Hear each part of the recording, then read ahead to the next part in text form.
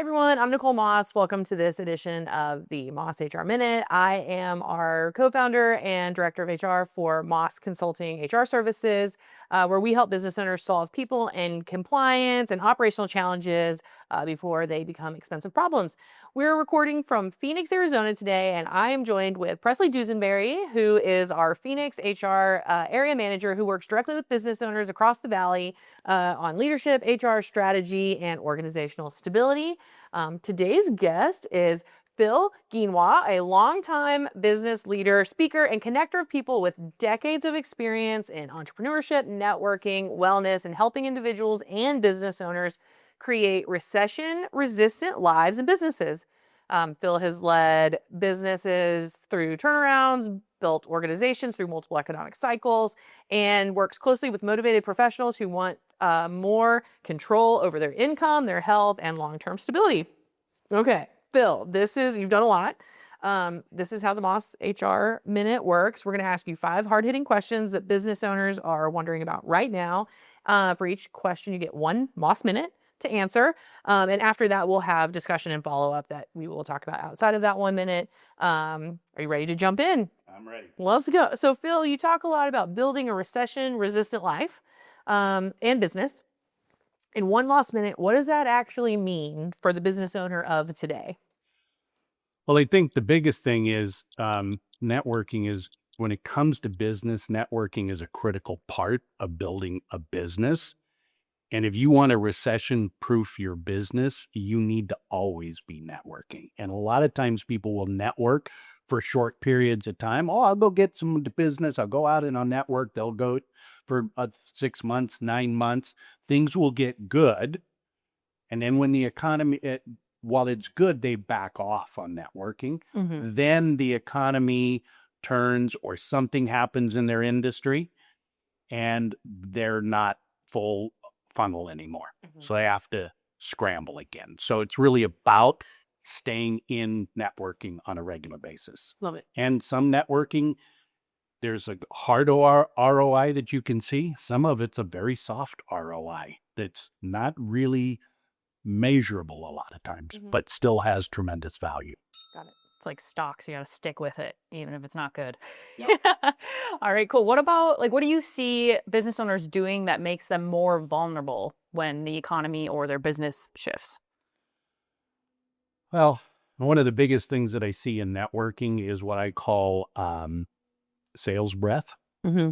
And that is, people go to network and the first thing they're doing is they're handing out cards or pamphlets and, they're literally trying to sell right there. And that's not what networking is about. Networking is about building relationships.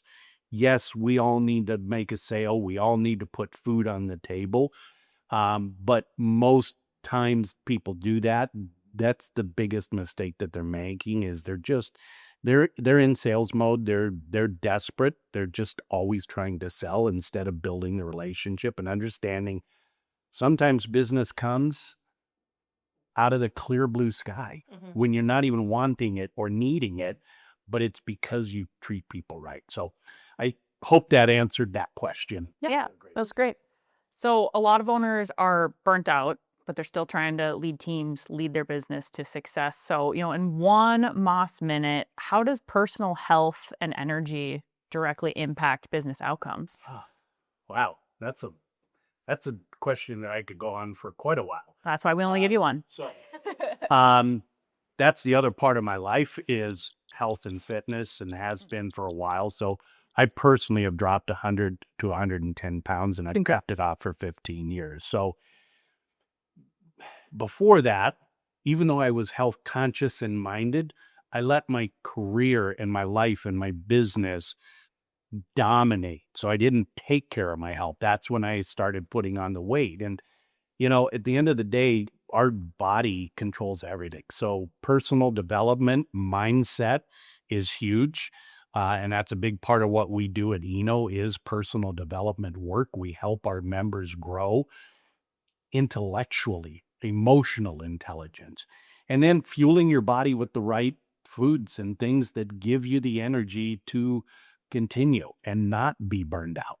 I'm 65 and a half years old, and I've got the energy that I need to do what I need to do. And, part of it is the personal development, the nutrition that I do, but then also I've learned to just calm down and not get stressed in life. Stress takes a lot out of us. It does. Yeah. Yeah, it's a lot. It's exhausting when you're stressed all the time. Where do you see leaders underestimate the ripple effect that their maybe lack of energy or them being burnt out has on their employees?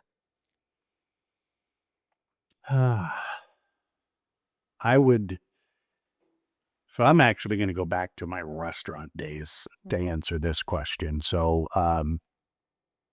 I opened and turned around over 80 restaurants in my career. And, what I found is when people are in that space, it just comes off. Nobody is excited to do anything. And if it's not coming from the top leaders and they can't inspire people because they're not inspired, because they're tired or whatever the case might be, it is a ripple effect. And it also becomes a situational ripple effect, meaning one day they can be good and all geared up and energy, and people are like, wow, he's great today. And then the next day he's in the toilet. That has probably the biggest effect, is people don't know what to expect. That's fair. Yeah. So, when things feel unstable, teams look towards their leadership for clarity. So in one Moss Minute, what do employees actually need from leaders during times of uncertainty or change? Consistency, would be the big thing. Just being consistent, doing the things that you've always done that have given you the success. And then probably more communication during those times that are stressful and things are maybe not going as you had intended, or there's been a change in the economy or in the industry. I think consistency is the biggest thing. Don't stop doing what you do and back off because, well, we can't right now. Yeah. From your experience, Phil, what leadership behaviors create more fear instead of confidence? Well, I would say that I am the boss mentality, do this because, instead of coming alongside somebody. So one of the things that I've always tried to do is come alongside people, whether they worked for me, they worked with me, they were an affiliate, they were a vendor. I always try to come alongside them and, like, we're doing this together instead of a boss type mentality. And I grew up in that age. I mean, my dad was a full professor of psychology. He was also a full colonel of the Air Force. So I grew up in the 60s and the 70s and the 80s when it's my way or the highway, right? And there is a place for that in the world in times that you need that. But I think more than anything, it's, helping people see the vision and go with them to get things done. Yeah, some leaders that we work with, they say it's not about the input, it's about the output. And some people need different direction and different partnership. And a lot of the times, if you can walk beside them and support them, that you get a better. Well, and one of the things that I used to say too is, especially back in my restaurant days, is being a good manager is like being a chameleon. You literally need to be able to change your colors, not your personality, not who you are, but your colors. Because I could motivate Steve in a whole different way than I might be able to motivate Preslie. I might blow her out of the water. So I had a lot of high school, college jocks. I can motivate them like a coach would motivate them. Right. But a 17-year-old hostess, when I was in the restaurant business, if I'd have done what I did to them, the guys, he would have been blown out of it. Yeah, that's where HR comes in. You would have needed some help. Yeah, oh, that's great. No, that's a very good point. In that everyone's different. Everyone's motivated different. Everybody's charged in a different way, and I think I really think that's the difference between a leader and a manager, right? So maybe leading someone in the way they need to be led versus managing a task or a priority. No, that's great. So many owners, they're relying on a single revenue stream. In one Moss Minute, how should leaders think about diversification without chasing shiny objects? That is a good question. I think that affiliate programs can be helpful in that area. However, what I see a lot of right now and have for quite a while is people try to do affiliates on everything that they touch. And where that leaves me would be everything you're talking to me about is about money for you. It's a sale. It's a sale where you got to find those one or two things or a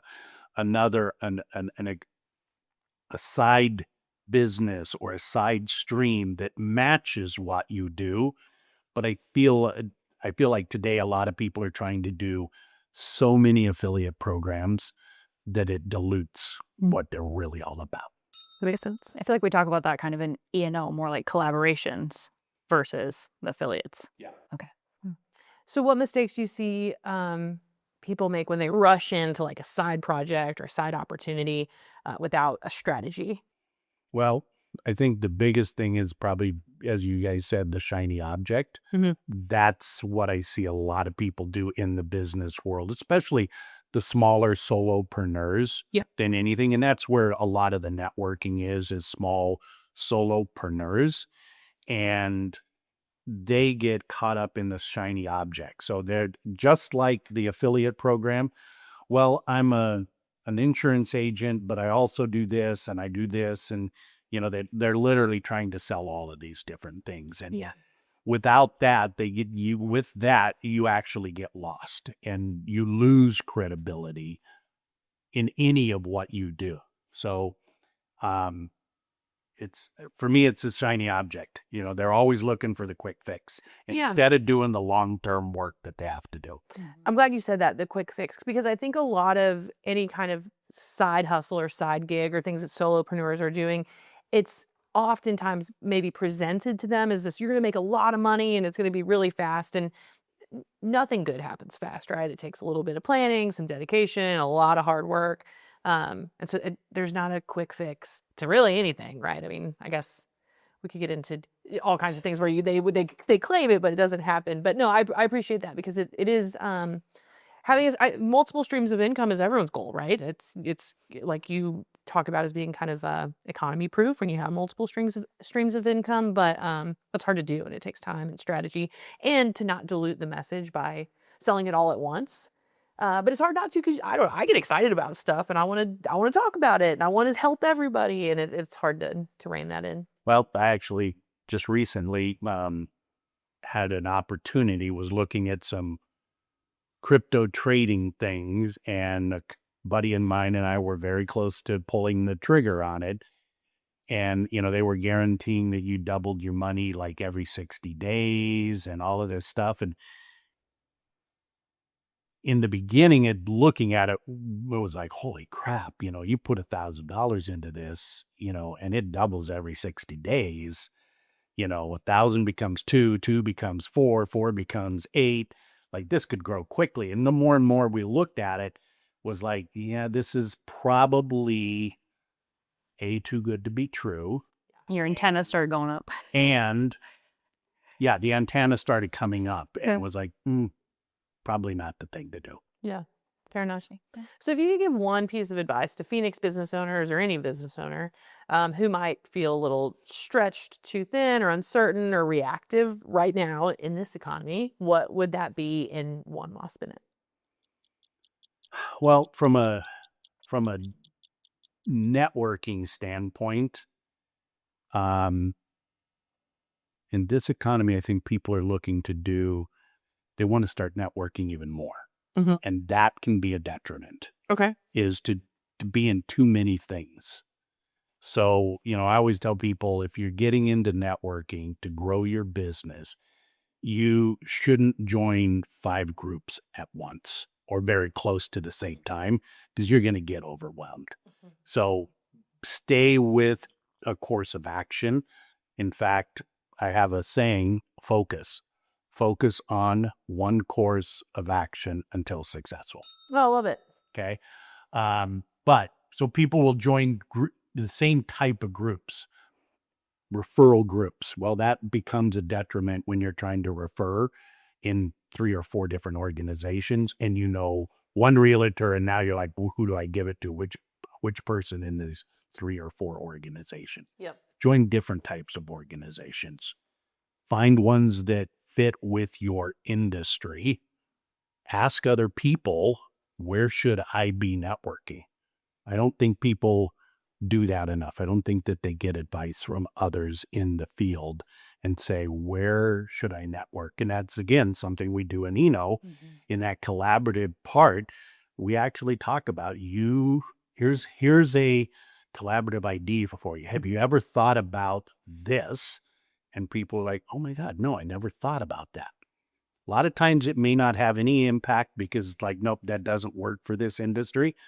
But once in a while, you'll get that nugget. It's like, that is a great idea. I give you an example. One of our members had a pest control company. She since sold it. She did what we call a give and ask. And as it went around the room, everybody was pouring into her. And one person gave her a collaborative idea and said, what do you think about going to equestrian training facilities? Because she was educating about gophers and the damage they cause. Okay. And she said, I've never thought of that. Why would I go there? She goes, well, everybody that has horse properties is going to be on the outskirts of town for the most part and probably have gopher issues. It took her a year of creating a campaign, and it started closing business. Wow. But the business from your house with a gopher issue versus an equestrian training facility or a veterinarian facility, it's a whole different amount of income you're earning. So that's where those collaborative ideas come up. I love it. Tell us about your business. So E&O is the Empowerment Networking Organization. I'm actually a certified networker through the Referral Institute. We are the only business networking organization that I can find anywhere in the United States that combines personal development growth seminar courses. We have our own curated courses along with business networking. And when combining those two, 5 years ago, 6 years ago, when we first started this and took over this organization that we purchased, I noticed that when the members started doing the personal development training, I noticed that those members were better networkers because they had a better communication skill because of the personal development. Awesome. They had a abundance mindset, collaborative mindset. So I literally have seen people in the same industry, whether it's mortgage or financial planners, literally collaborating and helping each other, figuring out how do we support each other instead of looking at each other as you're my competition. Right. And we're both going after Preslie's business. One of us is going to get it, and it made a huge difference. And the members have grown so much. I mean, before we started here, I shared with you about one of our members that the personal development, you would not believe where he was when he first came in and how reserved he was. Yeah. And that makes him a better business person for what he does now because he's come out of himself. Yeah. We work with what I like to call creative entrepreneurs, which are, the guys that went to school to be architects and they go start an architecture firm. Well, they're architects. They're not sales guys. They're not business developers. They're not HR people. They're not office managers. They're an architect. And so when you start talking about collaboration and people who you need a team around you, and there's plenty of work for everybody. I mean, when you can collaborate with your either competitors or people, and also you're not for everybody, right? Like one client that we may be perfectly suited for, the HR company down the street maybe not, and vice versa. So I think supporting one another in that way it's good, and you need colleagues to ask questions to and to support. And I think it's beautiful when you can cross collaborate, even with competitors. I've even known people that were collaborated and worked together in the same industry that then later on, one of them sold the business to their competition. Yeah. Because there was a relationship there. There was a trust level there. We talk about, yesterday we talked with some, some law firms and some extra exit strategy guys.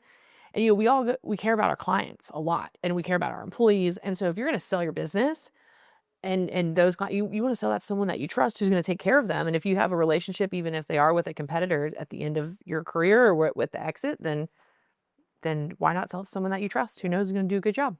Absolutely. All right. Well, Phil, this has been a very powerful conversation.